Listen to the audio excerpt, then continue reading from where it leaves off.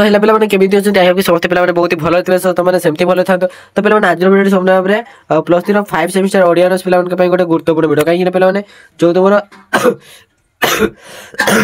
कौन ना DSC 2 unit 3 कौन अच्छे ना पृथ्वी बाहर मनीष तो से माने अनेक सारा क्वेश्चन आसूची मन को जमी एग्जाम कौन क्वेश्चन आसवा लंग क्वेश्चन केमी कौन आसो आम कौन लिखू जदि आम रिचार्डसन विषय आसला कि लोरा वार्कर चरित्र चित्रण कौन विषय आसला आम केमी लिखू तो तेणुक भाविली एटा तो प्रथम तो लोरा वार्कर चरित्र चित्रण आलोचना करें तुम रिचार्डसन आड़ को जीवा देखो ओडिया उपन्यास साहित्य प्रोफेसर गोकुलानंद महापात्र जड़े परिचित व्यक्तित्व उपन्यास जगत में से ही प्रथम वैज्ञानिक उपन्यास रचना करी ओडिया उपन्यास कौन श्रेणी विभाग में एक नूतन विभाग संयुक्त करते यही उपन्यास केते 1952 मसीह प्रकाश पाई कौन ना जो पृथ्वी बाहर मनीष उपन्यास से अनेक सारा उपन्यास लिखिं जमीक उड़ंत थारिया से वैज्ञानिक कविता लिखिं पेनोसिलिन अनेक सारा लिखिं सेगुड़ा जब तुम कौन इंट्रोर लिख से भल माने भल लगे इंप्रेसन भल आसो क्वेश्चन जहाँ था ठीक तुम कवि परिचय लेखक परिचय लिखिदेव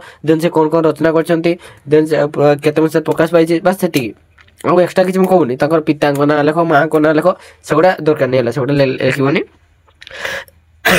से अध्यापक रिचार्डसन पाखरे गवेषणा करने कोलंबिया विश्वविद्यालय आसीते विश्वविद्यालय पहुंची कौन ना इनक्वारी ऑफिसर पदार्थ विज्ञान अध्यापक रिचार्डसन ठिकाना नहीं भीतर को जाते ट्रांसयूरेनिक मौलिक वस्तु विषय गवेषणा करने को इच्छा बोली से लोरा अध्यापक को जनाइले विश्वास जे शांतिकालीन परमाणु शक्ति आहरण में ट्रांसयूरेनिक मौलिक वस्तु ही बहुत साहाय्य करें अध्यापक अधीन में गवेषणा करने को लोरा वार्कर को अनुमति मिलता ट्रेनिंग के 3 मास ट्रेनिंग मन रखा है अध्यापक सहकर्मी न्यूक्लियर पदार्थ विद्यार सहकारी अध्यापक डॉक्टर आडम्स जे कि कौन लोरा को प्राथमिक कार्य शिक्षा देवार भार नहीं लोरांकर गवेषणा विषय कौन थिला ना ट्रांसयूरेनिक मौलिक वस्तुर प्रकृति परीक्षा से गवेषणागार परिचालन भार अध्यापक निजे हाथ को नहीं थे पीटर्सबर्ग विश्वविद्यालय लोरा जिते न्यूक्लियर पदार्थ विद्यार से कौन MS पास करते तो सेतेबेरु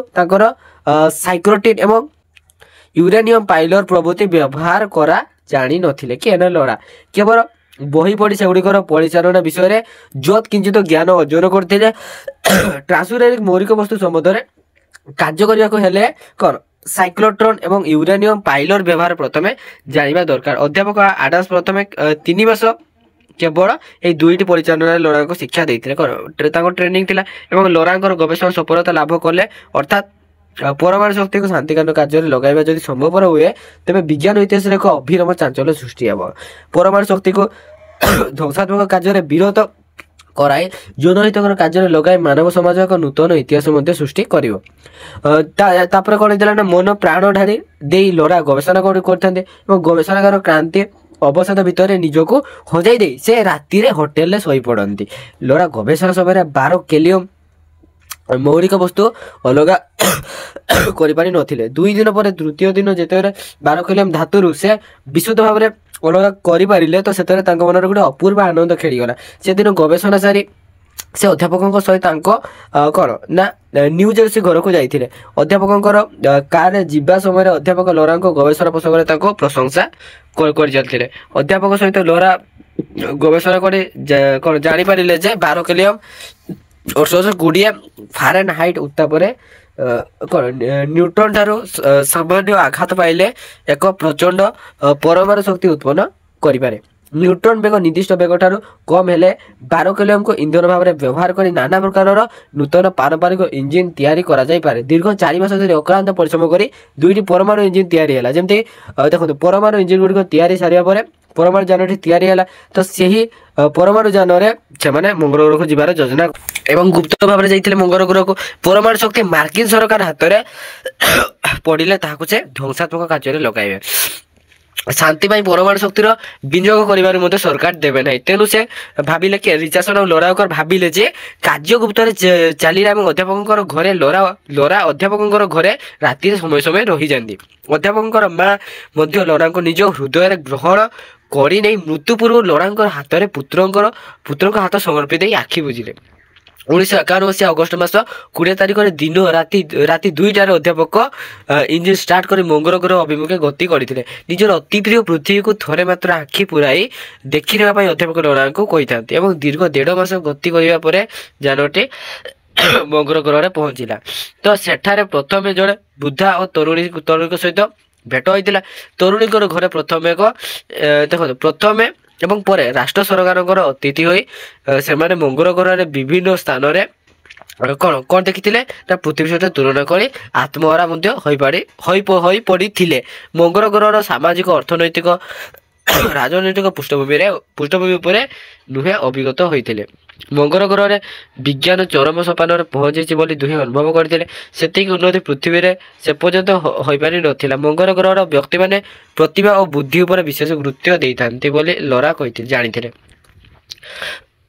ମଙ୍ଗଳ ଗ୍ରହରେ କିଛି ଦିନ ଲୋରା ଅଧ୍ୟାପକଙ୍କ ସହିତ ରହିବା ପରେ ଅଧ୍ୟାପକଙ୍କର ଅନୁରୋଧ କ୍ରମେ ଲୋରା ଏକାକୀ ପୃଥିବୀକୁ ଫେରି ଆସି ମଙ୍ଗଳ ଗ୍ରହର ସେହି ବାର୍ତ୍ତା ପୃଥିବୀରେ ଦେବା ପାଇଁ ସେଠାରୁ ଯାତ୍ରା ଆରମ୍ଭ କରିଥିଲେ। ମଙ୍ଗଳ ଗ୍ରହର କିଛି ଅଦ୍ଭୁତ ଯନ୍ତ୍ର ସାଙ୍ଗରେ ସେ ଆଣିଥିଲେ। ଅଧ୍ୟାପକଙ୍କୁ ଛାଡ଼ି ଫେରିବାକୁ ଲୋରା ଓକାର ଇଚ୍ଛା ତାଙ୍କର ହେଉନଥାଏ ଏବଂ ସେ କୋହଭରା ହୃଦୟରେ ସେ ଯାନରେ ବସିଲେ ଏବଂ ଆଖିରେ ତାଙ୍କର ଲୁହ। ସେଠାରେ ତାଙ୍କର ପ୍ରିୟ ଶିକ୍ଷକ ତଥା ନିଜର ଇପ୍ସିତ ପୁରୁଷକୁ ଛାଡ଼ି ଆସୁଥିବାରୁ ସେ ଦୁଃଖରେ ଭାଙ୍ଗି ପଡ଼ୁଥିଲେ। ସେଠାରେ ଛାଡ଼ି ଆଗକୁ ବଢ଼ିବାରୁ ତାଙ୍କର ଗୋଡ଼ ତରେ ଚଳୁନଥିଲା। ତ ସେଇ କାନ୍ଦ ମୁହଁରେ ସେ ପରମାଣୁ ଯାନର ଦୁଆର ମୁହଁରେ ଠିଆ ହୋଇ ଉପସ୍ଥିତ ଜନଗଣକୁ ନମସ୍କାର ଜଣାଇ ବିଦାୟ ନେଲେ ଏବଂ କମ୍ପିତ ହସ୍ତରେ ସେ ଇଞ୍ଜିନଟିକୁ ଷ୍ଟାର୍ଟ କରିଥିଲା। ପୃଥିବୀକୁ ଫେରି ଆସୁଥାଏ ଏବଂ ମଙ୍ଗଳ ଗ୍ରହକୁ ଛାଡ଼ି ଆସିବାକୁ ଲୋରାଙ୍କର ଇଚ୍ଛା ନଥିଲା। ପୂର୍ବଭଳି ଠିକ୍ 1.5 ମାସ ପଥ ଦେଇ ପୃଥିବୀକୁ ଫେରିବାକୁ ହେବ। ପୃଥିବୀ ପକେଇ ଆସୁଥାଏ। ହଠାତ୍ ଯାନର ବେଗ ହ୍ରାସକ ଯନ୍ତ୍ର ଖରାପ ହୋଇଗଲା। ପୃଥିବୀ ପୃଷ୍ଠକୁ ଛୁଇଁଲା ବେଳକୁ ଯାନର ବେଗ ଭୟଙ୍କର ବଢ଼ିଯାଇଥିଲା ଏବଂ ଲୋରା ଆସନ୍ନ ମୃତ୍ୟୁକୁ ସାମ୍ନାରେ ଦେଖି ଅଚେତ ହୋଇପଡ଼ିଲା। ଯେତେବେଳେ ସେ ଚେତା ପାଇଲା ଦେଖିଲା ଯେ ସେ କୋଉଠି ଥିଲେ ନା ଜଣେ ଡାକ୍ତର ତାଙ୍କୁ ଚିକିତ୍ସା କରୁଛନ୍ତି। ଜାହାଜର କ୍ୟାପ୍ଟେନମାନଙ୍କ ଠାରୁ ସେ ଜାଣିବାକୁ ପାଇଲେ ଯେ ଆଟଲାଣ୍ଟିକ ମହାସାଗରରେ ଭାସୁଥିବା ଅବସ୍ଥାରେ ଉଦ୍ଧାର କରାଯାଇଛି। ମାତ୍ର ସେତେବେଳକୁ ତାଙ୍କର ନିଖୋଜ ହେବାର ଆମେରିକା ସରକାର ତାଙ୍କୁ ରାଷ୍ଟ୍ରଦ୍ରୋହୀ ବୋଲି ଘୋଷଣା କରିସାରିଥାନ୍ତି। ସେମାନେ କାରେ ରୁଷ ସରକାରଙ୍କ ସହିତ ମିଶି ପରମାଣୁ ବୋମା ତିଆରି କରିବାକୁ ଗବେଷଣାଗାରରୁ 12 କିଲୋ ଚୋରି କରି ଦେଶରୁ ଅନ୍ତର୍ଦ୍ଧାନ ହୋଇଥିଲେ ଏବଂ ଜାହାଜରୁ ଅବତରଣ ପରେ ଲୋରାଙ୍କର ବନ୍ଦୀ କରାଗଲା ଏବଂ ଜେଲରେ ଥିବା ବେଳେ ତାଙ୍କର ବିଚାର ଶେଷ ହୋଇ ଇଲେକ୍ଟ୍ରିକ ଚେୟାର ମୃତ୍ୟୁ ପର୍ଯ୍ୟନ୍ତ ରହିବା ପାଇଁ ଦଣ୍ଡ ଘୋଷଣା କରାଗଲା। ଲୋରାଙ୍କର କଥାକୁ କେହି ବିଶ୍ୱାସ କରେ ନାହିଁ। ପାଗରେ ମିଥ୍ୟା ବାଦିନୀ କହି ଉପହାସ କଲେ। ତାଙ୍କର ସହିତ ପ୍ରମାଣ ସ୍ୱରୂପ ଆଣିଥିବା ମଙ୍ଗଳ ଗ୍ରହ ଯନ୍ତ୍ରପାତି ମଧ୍ୟ ସମୁଦ୍ର ପକ୍ଷରେ ଧ୍ୱଂସ ପାଇଯାଇଥିଲା। ତେଣୁ ନିଜକୁ ନିର୍ଦ୍ଦୋଷ ବୋଲି ସାବ୍ୟସ୍ତ କରିବାକୁ ତାଙ୍କର ଉପାୟ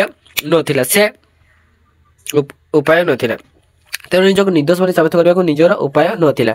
ସେ ନିଜର ଜନ୍ମଭୂମିକୁ କେବେ ବିପଦଗ୍ରସ୍ତ କରିପାରିବେ ନାହିଁ ବୋଲି କହିଥିଲେ।